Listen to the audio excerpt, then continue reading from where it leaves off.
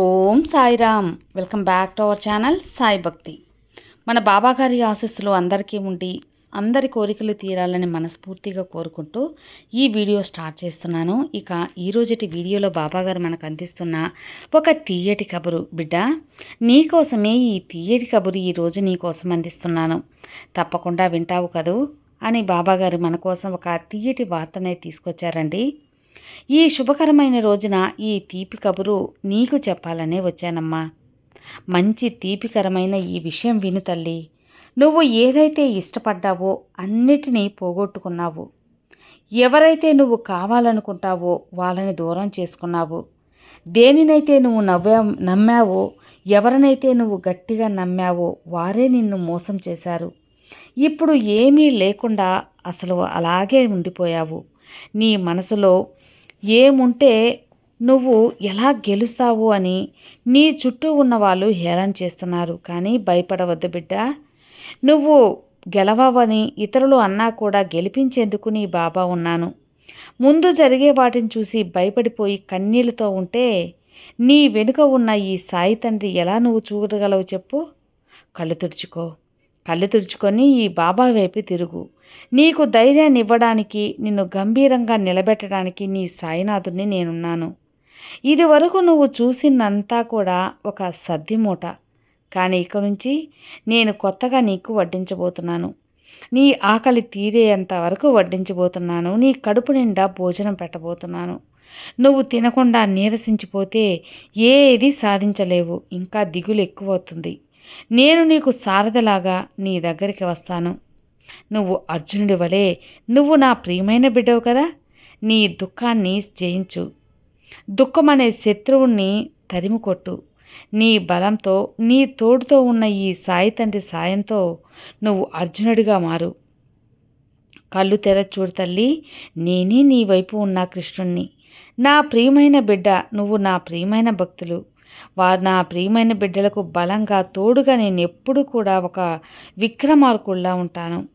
అప్పుడే నువ్వు ఎవ్వరూ కూడా నిన్ను తాకలేరు. నువ్వు సాధించగలవు. నీ మనసు అనే ఒక రథం ఇప్పుడు నువ్వు స్థిరంగా ఉంచాలి. నిన్ను జయం అనేది రాకుండా ఎలా నీకు ఉంటుందో నేను చూస్తాను. ఒక్క నిమిషం నువ్వు కళ్ళు మూసుకో. ఇక దేని గురించి ఆలోచించకుండా ప్రశాంతంగా ఉండు. మంచిదే జరుగుతుంది అని నమ్ము. తప్పకుండా మంచే జరుగుతుందమ్మా. దేనికైనా కూడా నీ జీవితం అనేది నేను రాసింది కదా, అది జరిగే తీరుతుంది తల్లి.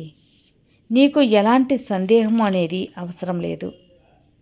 నీకు ఏదైనా సరే జరిపించాలి అంటే నేను ఎప్పుడు కూడా ముందుంటాను. నీ తీపి కబురు నీ కోసం రాసింది నీకు అందించే ఈరోజు తీరుతానమ్మా. నువ్వు ఎప్పుడు కూడా ఏది కూడా జరగదు అని నువ్వు ఎప్పుడైతే అనుకుంటావో అది జరిగే తీర్చేందుకు నేను నీ ముందుకుంటాను. నువ్వు చేయవలసిందల్లా నువ్వు ఎప్పుడు కూడా ధైర్యంగా ఉండాలి. నీలోని బలం నీకు తెలియ తల్లి. నీ బలం అనేది నువ్వు గుర్తించి నీ ధైర్యం నీలో ఉంది అని నువ్వు నమ్మాలి. అప్పుడే నువ్వు ప్రతిదాన్ని జయించగలిగే ఒక శక్తిగా మారుతావు. ఏ పరిస్థితులు ఎలా ఉన్నా సరే దాన్ని నువ్వు జయించే తీరాలమ్మా. నువ్వు తీపి కబురు అతి త్వరలో వింటావు. విన్నాక ధన్యవాదాలు బాబా అని నా కోసం నువ్వు పరుగున వస్తావు. నువ్వు దేనికైతే నీ కళ్ళల్లో ఒత్తిడి వేసుకొని మరి చూస్తున్నావో ఆ కోరిక తీరుతుంది. స్వయంగా ఆ కోరిక తీరి నీ మనసు పులకించే ఆనందం కలుగుతుంది. ఇక నీ జీవితంలో చిన్న అపార్థాలకు కూడా త్వావు ఉండదు. అన్నీ సరిచేసి నీ జీవితం ఒక స్వచ్ఛమైన అద్దంలా తయారు చేస్తాను. ఆ అద్దంలో నువ్వు మాత్రమే ఉంటావు. నీ ఎదుగుదల నీకు కళ్ళ కట్టినట్లు కనిపిస్తూ ఉంటుంది. ఇక ఎందుకు బిడ్డ నీకు నిశ్చింతగా ఉండు.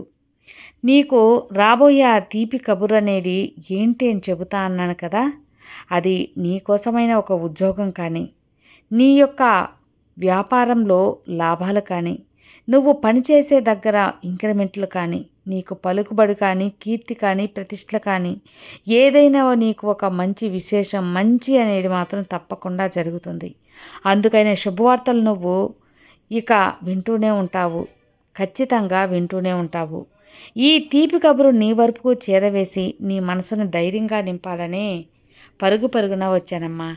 ఇక ఆలకించి విన్నావు కదా. నిశ్చింతగా ఉండు, దేనికి భయపడవద్దు. నీ బాబా నీకు ఎప్పుడూ అండగా ఉంటాను. నీ బాబా నీతో తోడుగా ఉండగా నీకు భయం ఎందుకు చెప్పు. సర్వే జనా సుఖినో భవంతు. ఓం సాయిరామ్.